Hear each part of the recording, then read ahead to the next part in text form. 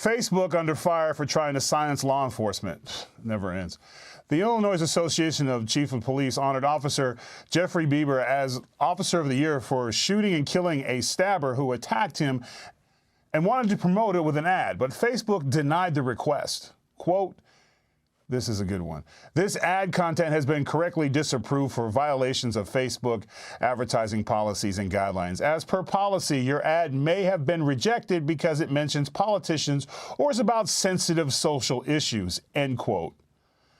In response, the executive director of the Chiefs of Police said, quote, the way I see it is Facebook thinks it's wrong to honor a brave police officer who suffered serious wounds by protecting his central Illinois city. How is that remotely political, end quote. In addition, an organization called Blue Hearts for Heroes, which helps the families of law enforcement, had this recent post flagged as spam by Facebook. The co-founder of the organization spoke out about it this morning on Fox and Friends. I think that there are Facebook employees that are looking at certain posts and they see something with law enforcement and right away they block it or they put it as spam. Law enforcement equals bad. I definitely 100% believe that. We've reached out to Facebook and they've given us no indications. And if they don't tell us why they're blocking something, how are we supposed to keep from getting blocked in the future? You know, this is just outrageous, the attack on the police in this country. Law enforcement is just getting it from all ends, and to the point where it is socially not acceptable to honor a man who risked his life to keep the citizens safe in his city. Laura, I go to you. You've traveled the world, this country. You've seen law enforcement all over the corners of this earth. Have you ever seen law enforcement treated as badly as they are being treated in America right now?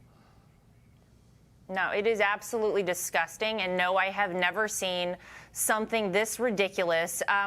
We are so lucky to have these men and women who risk their lives every single day for all of us. They are the reason that we are able to live in a civilized society. And I think that what I take from this story is that Facebook and all of these social media companies have too much power, Tyrus. Repeal Section 230. If we did that, they would not be allowed to influence public opinion in the way they do. They know exactly what they're doing with stuff like this. And I think it is disgraceful and it is a disgusting slap in the face to every person who wears the blue and represents America. It's just so sad that we have come here, and it seems like so quickly our society has fallen into this, thanks to Facebook and all these other social media outlets. You know, Carly, a lot of times I put this all under one umbrella. I call it woke supremacy, where the fear of the woke and being canceled and attacked on Facebook is so powerful that you won't be willing to run a story about a heroic effort like this. When you look at the landscape for the time to come, do you see any optimism for positive reinforcement of law enforcement in this country?